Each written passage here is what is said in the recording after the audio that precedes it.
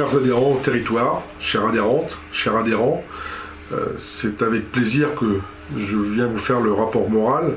Alors, il y aurait encore plus de plaisir si ça pouvait être en présentiel, puisque je dirais le rapport humain, la chaleur humaine est quand même importante. Malheureusement, le contexte fait que nous ne pouvons pas le faire. Nous espérons bien que l'année prochaine, nous pourrons refaire ça en présentiel. L'année dernière, dans l'urgence, l'Assemblée générale a été remplacée par un conseil d'administration avec bien sûr un décret du ministère pour faire cela. Cette année, nous pouvons le faire en visio. Et comme je vous l'ai dit, en espérant pouvoir vous rencontrer et avoir ces échanges qui sont importants. Votre fédération a besoin du ressenti du terrain, a besoin de votre retour pour répondre aux attentes. Ce n'est pas parce qu'il y a eu le confinement, en revanche, que nous avons arrêté de travailler, que nous avons arrêté de défendre la chasse. D'ailleurs, dans les éléments importants, alors je reviendrai sur le confinement et les différentes étapes, mais dans les événements importants de l'année, il y a eu la signature du schéma départemental de gestion cynégétique en juillet 2020 qui donne les orientations 2020-2026. Au niveau départemental, comme vous le savez, votre fédération a toujours en priorité de travailler sur le petit gibier.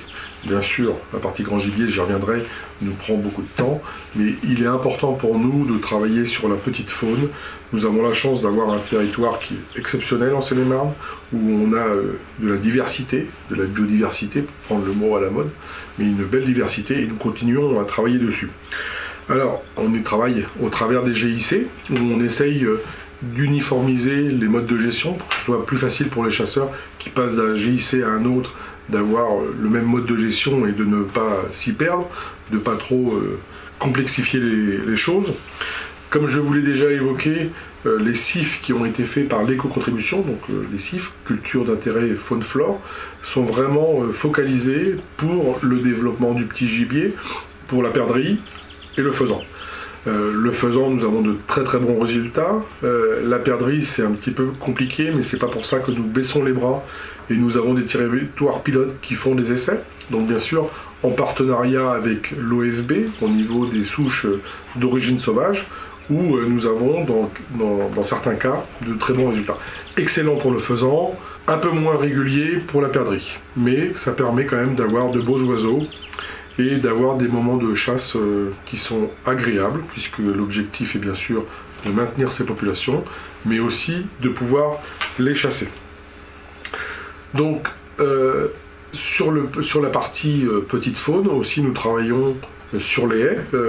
La Fédération régionale des chasseurs est maître d'œuvre pour l'implantation de haies. Nous avions déjà commencé par le budget de la région, avec le budget éco-participatif, où la Fédération de Seine-et-Marne a déposé 14 dossiers qui ont été validés, donc qui a fait que nous avons eu une aide de plus de 80 000 €. Donc sur ces aides, il y a ce que nous avons appelé le sème au bord, pour semer les bordures de champs. Donc là, nous avons fait fabriquer un semoir qui permettra de faire ces bordures. Nous avons bien sûr travaillé sur les haies, donc avec l'implantation de plusieurs kilomètres, et nous espérons pouvoir encore, nous allons en faire plusieurs dizaines de kilomètres sur les 2 prochaines années, puisque avec la Chambre d'agriculture et la FICIF, l'objectif c'est d'en faire 100 km tous les ans. Nous allons faire de nouveaux projets aussi. Nous allons bien sûr travailler sur les sipans. Vous savez, au niveau agricole, après les cultures, nous devons semer des couverts. Et l'intérêt, c'est d'avoir des couverts qui soient intéressants pour la petite faune. Vous savez très bien que le tout moutarde n'est pas accueillant pour la petite faune. Donc l'idée, c'est de faire des mélanges. Nous faisons des tests avec tous les mélanges différents pour pouvoir vulgariser ensuite nos résultats. Donc c'est vraiment un leitmotiv et un cheval de bataille, la petite faune. Nous allons continuer à travailler dessus. Le lièvre, bien sûr, ça a été pareil, un peu compliqué au niveau des comptages. Donc nous avons dû adapter nos méthodes de calcul. Mais le lièvre a une légère hausse au niveau départemental, peut-être dû avec un mois de chasse en moins. Bien sûr, ce n'est pas régulier. Il y a des secteurs où les populations explosent, d'autres où ça stagne. Mais ça fait partie des espèces emblématiques de notre département que nous allons continuer à suivre. Alors pour parler de la petite faune, il faut parler bien des ésodes, espèces susceptibles d'occasionner des dégâts, puisque le mot nuisible ne doit plus être utilisé. Mais bien sûr, si on parle de nuisible, tout le monde sait de quoi on parle. Alors ça, c'est vraiment important. Je reviens là-dessus, puisqu'en 2022, nous devons refaire le classement des espèces qui sont susceptibles d'occasionner des dégâts sur le département. C'est au niveau national, hein, mais on le fait département par département. Et là, on avait vraiment besoin de toutes vos données, que ce soit en termes de dégâts, que ce soit en termes de présence. On ne pourra défendre les espèces que si on a vos données, alors vos données chasseurs, les données des piégeurs, que je remercie, hein, parce que ça a été pareil, très restrictif au niveau du piégeage cette année, mais il est important que les piégeurs soient présents et nous fassent remonter tout ce qu'ils prennent, tout ce qu'ils voient, pour qu'on puisse avoir des dossiers solides l'année prochaine pour la défense des espèces que nous avons dans le département. Dans le prochain bulletin cynégétique, il sera joint une feuille pour recenser tous les dégâts. Donc je vous invite à la remplir, même si c'est une poule, un canard, un lapin, ce que vous avez vu, toutes les feuilles sont importantes, puisqu'on a plusieurs critères, le volume financier, aussi le nombre de dégâts. On sait qu'ils sont importants, puisque beaucoup de personnes nous disent avoir des problèmes dans les poulaillers, dans leurs élevages, que ce soit professionnel ou d'ornement ou je dirais ludique. Mais il faut qu'on ait ce retour pour pouvoir défendre auprès du ministère de nos espèces. Nous avons eu aussi cette année, suite au confinement, le mois de novembre qui a été presque un mois de non-chasse. Ça a été beaucoup plus dommageable pour les chasseurs du petit gibier. Ça a été vraiment très frustrant, c'est-à-dire qu'à la meilleure période, que ce soit pour le pigeon, pour les bécasses, pour les anatidés et les micoles, là il n'y a pas eu moyen de chasser. Et c'est vrai que c'est toujours un moment important dans la saison du chasseur et une petite amertume, mais malheureusement il y avait un contexte qui était bien plus grave autour de ça et il a fallu s'adapter encore une fois. Pour couronner, pour les chasseurs de gibier d'eau qui ont eu une année vraiment noire, c'est qu'il y a eu la grippe aviaire qui a en plus empêché tous ceux qui ont des implants de pouvoir les emmener, et ça a été, je dirais, un manque dans cette saison. Pendant qu'on est sur le gibier d'eau, on peut aussi dire ce qui va se passer un peu plus tard, puisque cette année, il a été voté au niveau européen que le plomb serait interdit 100 mètres autour des zones humides dès février 2023. Alors vous allez me dire, c'est pas demain, mais 2023, on y est très vite, donc il faudra s'adapter aussi, et puis suivre cette réglementation, parce qu'on peut penser que si ça commence à 100 mètres des zones humides, un jour le plomb sera interdit. Bien sûr, nous travaillons contre cette idée, puisque nous ne la partageons pas. Hein. Le plomb est un élément naturel du sol. C'est quand il y a surdensité où il y a un problème. Et jusqu'à maintenant, il n'a pas été prouvé que dans les zones de plaine, il y avait des problèmes de surdensité de plomb. Après avoir évoqué ce qui s'est passé dans le contexte national avec les incidences sur la Seine-et-Marne, nous tenons aussi à vous expliquer tout ce qui a été fait au niveau régional, puisque là nous avons pris vraiment un grand tournant au niveau de la FRC, puisque un nouveau directeur est arrivé avec Arnaud Stel.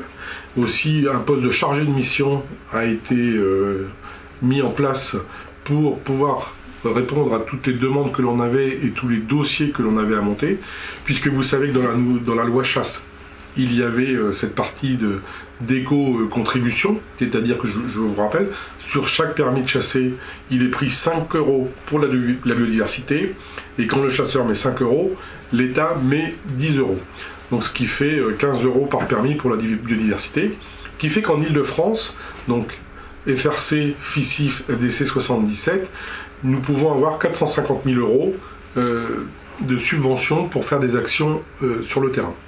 Alors ces actions ont été essentiellement sur deux pôles, l'éducation à la nature, donc là il y a une personne qui a été prise pour la FDC 77 et une personne a été aussi embauchée pour la FICIF pour faire cette animation. Ce sont des choses qui marchent très très bien, puisque cette année nous avons plus de 300 classes qui ont fait qui font appel à l'éducation à la nature. Alors malheureusement, nous n'avons pas pu faire la semaine de l'éducation. Vous le savez tous, hein, la semaine de l'éducation, on reçoit un peu plus de 80 classes avec ce qui représente un peu plus de 2000 enfants, et nous avions 170 demandes que nous avons dû annuler, mais pour répondre à ces demandes, plutôt qu'elles viennent à la fédération, c'est une personne de la fédération qui va faire l'animation. Nous nous sommes équipés d'un mobile phone, toujours dans ce cadre de l'éco-contribution. Et puis, nous pouvons continuer cette action de communication qui marche vraiment très très bien et qui donne une bonne image des chasseurs et de la fédération. Sur le plan régional aussi, nous avons mis en place les CIF, culture d'intérêt faune-flore, qui permet d'avoir sur vos territoires, j'irai une aide de 480 € de l'hectare pour avoir des cultures dédiées à la faune, c'est-à-dire que le cahier des charges est simple, il faut semer et laisser 1 an, il n'y a pas d'autres restrictions, et qui permet d'avoir un couvert et à manger pour la petite faune l'hiver. Donc même si cet hiver, la chasse du petit gibier a été frustrant, nous avons continué à travailler dessus et nous espérons que l'année prochaine, nous allons avoir une très très belle saison. Nous continuons à travailler bien sûr sur la filière venaison. C'est assez complexe. On a eu des engagements de privés pour investir dans cette filière qui malheureusement se sont dédiés, mais c'est pas pour ça que nous baissons les bras. La marque Gibier d'Île-de-France a été créée et nous continuons à chercher des investisseurs dans ce domaine. Nous avons bien sûr quelques pistes, nous espérons bien sûr qu'elles aboutissent très très vite. Donc au niveau du grand gibier, ce qui a été important, ça a été la reconduction de l'agrainage en accord avec le monde agricole, en accord avec les forestiers aussi. Et puis il y a eu aussi au niveau des points noirs, je dirais, une amélioration des critères qui ont été faits. Aujourd'hui, il y a 4 critères qui sont pris en compte. L'idée, c'est qu'il n'y ait plus de points noirs dans le département. Nous pouvons déjà nous féliciter de ne pas en avoir de trop, mais je dirais un point noir, c'est un point noir de trop. C'est quelque chose qui est difficile pour tout le monde, que ce soit au niveau agricole, ça veut dire qu'on a vraiment trop de dégâts. On peut accepter d'avoir un petit peu de dégâts, mais pas de trop. Et au niveau du chasseur, puisque là on arrive à des contributions hectares boisés qui ont des coûts trop élevés. Nous devons travailler pour supprimer ces points noirs, pour avoir quelque chose d'acceptable pour tout le monde. Bien sûr pour nous chasseurs, que ça ne nous coûte pas trop cher, et puis qu'il y ait une acceptabilité vis-à-vis du monde agricole et aussi de l'administration. Alors des fois c'est un peu paradoxal, puisque sur les réseaux sociaux on nous reproche de trop chasser, et puis souvent l'administration nous dit que c'est l'inverse, que nous chassons pas assez. Donc nous devons trouver un juste milieu et, pour reprendre le terme habituel, un équilibre agro-sylvo-cynégétique. Alors bien sûr, pour avoir une meilleure gestion, les critères pour les attributions ont changé, que ce soit au niveau de la superficie, c'est-à-dire qu'il faut avoir 100 hectares d'un seul tenant ou 15 hectares de bois pour avoir une attribution. Ça évite le morcellement des territoires, des territoires qui des fois engendre aussi un problème de sécurité quand tout le monde chasse ensemble. C'est pour ça qu'il y a aussi l'interdiction du tir à balle dans les parcelles de moins de 5 hectares, mais aussi pour avoir un meilleur suivi, d'avoir un retour des prélèvements sous 48 heures. Alors bien sûr, on regardait essentiellement les prélèvements sangliers pour savoir où nous en sommes, mais il est aussi important que ce soit pour les chevreuils et les grands cervidés d'avoir ce retour sous 48 heures, puisque ça permet, je dirais quelque part, de savoir où nous en sommes dans les prélèvements et de voir où on est l'équilibre. Fait nouveau aussi, il y a 2 plans triennaux pour les cervidés en Seine-et-Marne, donc on va tester ça pendant 3 ans, comme le nom l'indique, plan triennal, donc sur la zone de Villefermois et dans le bocage, qui nous permettra de voir comment ça évolue, comment sont les prélèvements. Le but est de pouvoir simplifier les choses, c'est-à-dire que surtout au niveau des grands cervidés, c'est pas toujours facile de réaliser son plan de chasse, c'est pareil facile de finir son plan de chasse quand on est dans du qualitatif et qu'il ne reste plus que 1 ou 2 animaux à prélever. Là on a la souplesse avec l'année suivante. Donc nous avons expérimenté ça sur 2 territoires, nous verrons à l'avenir si nous pouvons le vulgariser sur l'ensemble du département ou sur d'autres territoires. Sur le plan de chasse qualitatif, ça a été aussi simplifié Alors on a essayé d'harmoniser avec les départements voisins. Vous savez tous qu'on aimerait tous avoir une harmonisation nationale, mais qu'il est très compliqué puisque chacun a ses convictions, chacun a sa vision des choses, qui fait que nous n'avons pas d'harmonisation au niveau national. Mais nous avons essayé d'harmoniser avec nos voisins. C'est pour ça qu'au niveau des mâles, il n'y a plus que 2 classes qui sont les C1, donc de Daguet à 10 corps, et C2 au-dessus de 10 corps. Donc ce sera beaucoup plus simple qu'avant et plus facile à gérer. Nous sommes partis dans ce contexte avec des conditions exceptionnelles. Rappelez-vous, pas le droit de sortir, donc pas d'effarouchement, pas d'agrénage, pas de clôture au moins au départ, qui fait qu'on a eu une explosion des dégâts de gibier, parce qu'on peut estimer que ce confinement a engendré au moins 300 hectares de dégâts sur les maïs en plus que l'on aurait pu éviter. Donc tout cela, il faut bien sûr l'assumer. Dans ce contexte particulier, rappelez-vous que votre fédération a fait un geste en puisant dans ses réserves sur la contribution hectare boisé en la baissant d'1 euro par hectare, sur les bracelets qui ont baissé de 5 euros, et puis sur la cotisation fédérale qui est passée de 0,55 à 0,35. Tout cela, je dirais quelque part, c'est 200 000 euros qui ont été pris dans des réserves, qui ont été donnés, puisqu'on sait très bien qu'on partait dans un contexte difficile, et que pour vous, pour boucler vos budgets pour la saison suivante, ce serait difficile. Et donc pour poursuivre, donc après ce premier confinement, je dirais il y a eu un peu plus de liberté, et puis on est retombé dans un deuxième confinement qui là a fait que c'était pareil, compliqué pour chasser.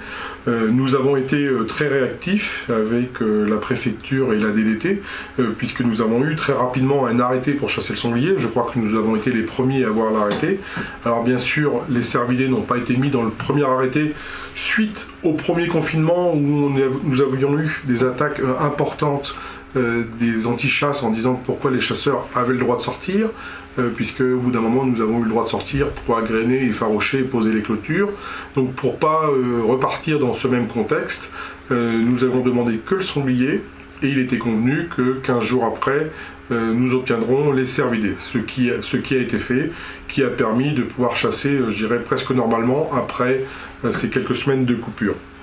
Pour finir sur la grande faune, je tiens aussi à remercier les lieutenants de louveterie qui nous aident dans les points difficiles. Pour nous, c'est un échec à chaque fois que nous avons besoin d'avoir recours aux lieutenants de louveterie, mais il est impossible d'avoir des niveaux de dégâts trop élevés, et malheureusement nous faisons recours à leur service. Espérons que à l'avenir cela soit à minima. Je vous rappelle que l'objectif de la fédération c'était d'avoir maxi 600 hectares de dégâts sur le département, alors que l'année dernière nous avons frisé les 1000 hectares, donc c'est pas supportable financièrement. Je dirais au 30 juin 2021, les réserves seront anéanties, auront été absorbées par les dégâts des 2 dernières années. En plus, nous sommes sur une année où les denrées vont prendre 20%, c'est-à-dire que si nous faisons 20% de dégâts en moins, on est au même montant, ce qui est insupportable. C'est-à-dire que l'objectif des 600 hectares doit vraiment être tenu. Il est hors de question que nous restons sur 1000 hectares de dégâts, puisque la fédération, dans ce cas-là, serait dans l'incapacité de les payer. Donc nous devons tous agir ensemble.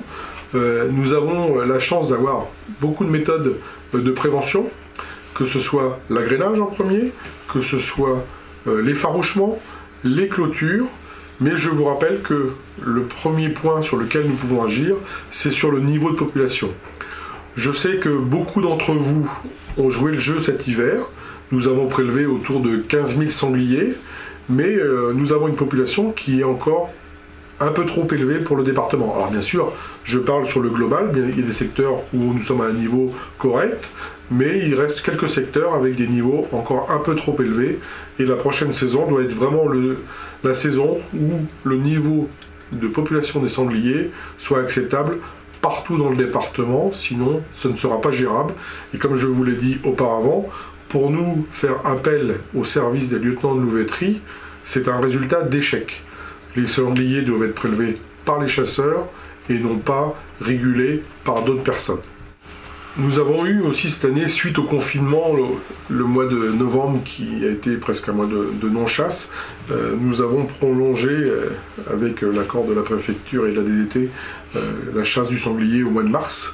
Je remercie tous ceux qui ont joué le jeu et qui ont chassé au mois de mars. Je sais que vous êtes nombreux à l'avoir fait et ça a eu un résultat, je dirais, positif pour la prévention des dégâts. Surtout que généralement en mars, les gens ont chassé en périphérie pour faire rentrer les sangliers au cœur des forêts et éviter qu'ils soient en plaine. Au niveau des formations, il a fallu s'adapter au contexte aussi. Nous avons réussi à maintenir la majorité des formations, surtout celles qui étaient importantes, hein, le permis de chasser, qui a en plus eu un surcroît, alors certainement dû au confinement où les gens ont eu une recrudescence de vouloir aller dans la nature, et nous avons eu plus de 450 inscriptions cette année. Donc ce qui veut dire qu'il y a une recrudescence pour les formations au permis de chasser, ce qui est vraiment très positif pour nous. Nous avons bien sûr maintenu les formations piégeage, les formations garde particulier, d'autres ont été, je dirais, reportées. La chose importante de l'année, c'est la formation sécurité qui va être obligatoire à partir de 2021. Vous savez que nous avons 10 ans pour passer tous les chasseurs. Nous venons d'avoir les modules présentés, donc ce sera 3h30 de formation par groupe de 30, si c'est en présentiel. Cela pourra se faire aussi à distance, donc bien sûr avec des modules à suivre, donc 3 modules à faire au moins dans les 3 mois, avec une validation à la fin de chaque module, avec des questions auxquelles il faudra répondre. La sécurité doit rester un leitmotiv pour les chasseurs. Nous avons, je dirais, des détracteurs qui utilisent chaque élément, même si la chasse n'est pas une activité dangereuse par rapport à d'autres activités, chaque accident est un accident de trop. Et puis, il était important aussi de vous parler sur la vie de la fédération, puisque ce n'est pas parce qu'il y a eu confinement qu'elle a arrêté, bien au contraire. D'ailleurs, je remercie toutes les équipes de la fédération, que ce soit au niveau du service technique et au niveau du service administratif. Et je remercie Bruno Mollo, le directeur, d'avoir managé tout ça pendant le confinement, parce que ça a été compliqué pour pouvoir travailler avec, je dirais, un service réduit, puisqu'il y a eu beaucoup de travail à distance, mais de pouvoir continuer l'activité. Et l'activité, elle a vraiment été intense au niveau de la fédération. Nous avons, je dirais, aussi étoffé les équipes. Alors, il était important de vous expliquer pour quelles raisons nous avons étoffer les équipes et comment nous les finançons, puisque bien sûr c'est votre fédération et le financement doit être prévu à l'avance. Alors je vais commencer par Territoire 77, qui est la société commerciale, je dirais, en parallèle de la fédération, où avec l'activité que nous avons eue, Céline a été embauchée à plein temps pour répondre à l'attente de tous les adhérents, puisque l'activité de Territoire 77 ne fait qu'augmenter. Pour l'année dernière, le chiffre d'affaires est passé de 180 000 € la première année à 220 000 € la deuxième année, et l'objectif est de dépasser les 250 000 € cette année. Donc vous savez que vous pouvez tous en profiter et que tous les adhérents de la Fédération de Seine-et-Marne ont des prix préférentiels. Au niveau de l'éducation à la nature, donc ça c'est un poste qui est financé par l'éco-contribution, et Maëline a été, elle, prise pour tout ce qui est animation. Donc Maëline est financée par la FRC, qui elle est financée par l'éco-contribution. Donc vous voyez déjà sur ces deux premiers postes, il n'y a pas d'incidence sur le coût au niveau de la fédération. Vous savez aussi que nous avons un bureau d'études qui a fait toutes ses preuves, puisque aujourd'hui nous avons l'animation de plusieurs sites Natura 2000, que ce soit la Bassée et Villefermois.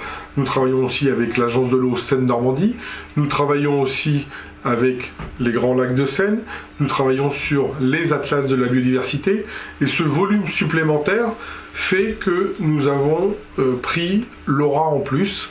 Et l'Aura sera financée par tous les nouveaux marchés que nous avons à prendre. Et puis il était important de prévoir la continuité, puisque Jean-Denis est à la retraite dans 2 ans. Donc le bureau d'études est quelque chose qui fonctionne très bien, qui s'autofinancent et qui laissent même un petit peu d'argent à la fédération pour financer d'autres actions.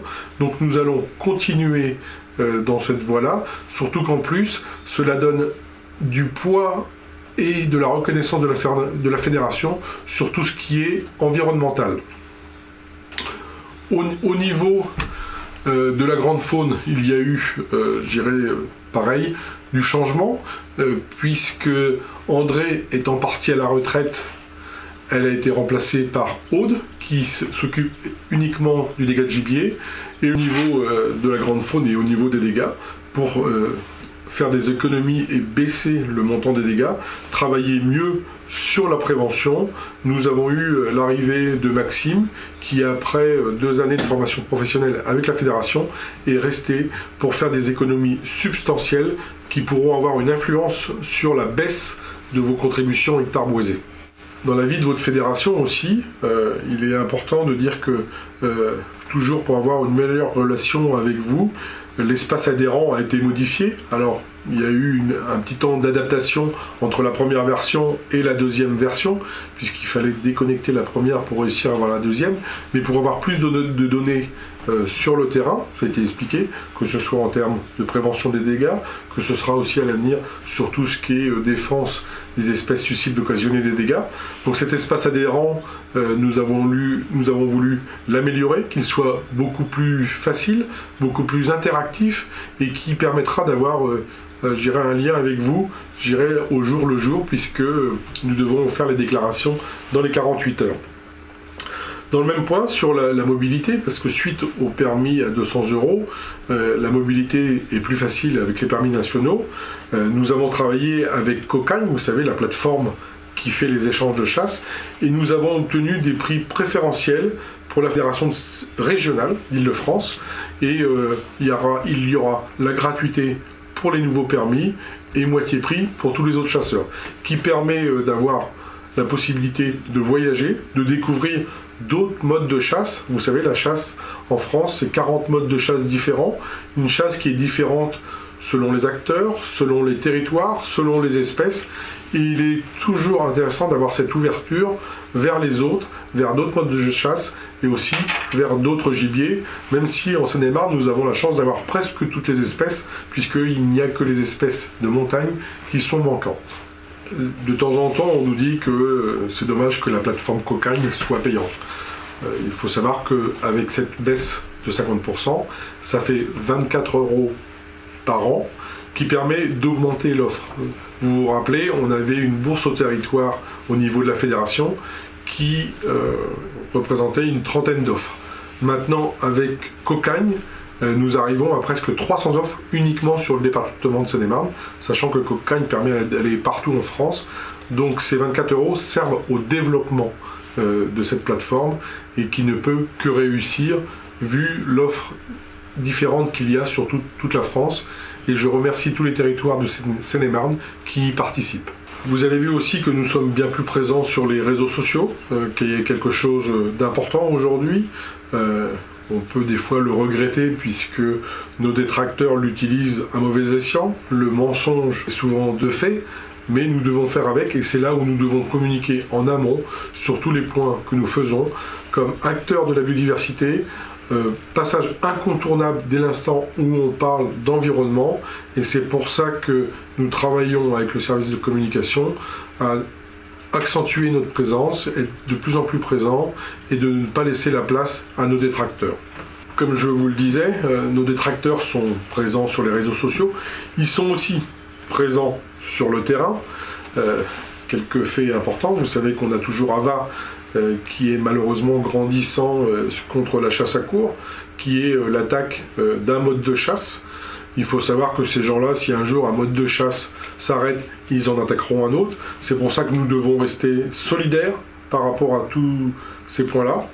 Nous avons eu aussi, malheureusement, ce qui a fait le buzz, le fameux sanglier qui est un acte inadmissible, la façon dont il a été tué. Mais il est aussi inadmissible que l'on laisse des animaux dans cet état dans un parc à côté. Alors vous avez vu dans la presse, on vous montre un petit bout de mur qui fait que croire que le parc est étanche. Bien sûr, tout le monde sait qu'il ne l'est pas étanche, que c'est un problème récurrent au niveau du département. Donc le parc n'est pas étanche, donc il sort régulièrement des sangliers et des daims. L'état sanitaire dans le parc est loin d'être au mieux. Je dirais quelque part, quand on se dit aimer les animaux, on ne laisse pas des animaux dans cet état-là. Et en plus, il y a une surdensité. Donc nous avons demandé à l'État de prendre ses responsabilités et de tout faire pour que ce parc se mette dans la légalité, puisque ça fait 15 ans qu'il est hors la loi et qu'il n'y a encore pas eu de changement. Alors bien sûr, par rapport à toutes ces entraves, nous attendions après la loi chasse un délit d'entrave à la ruralité, dont la chasse. Nous sommes toujours dans l'attente de ce délit d'entrave, en espérant qu'il voit le jour assez rapidement.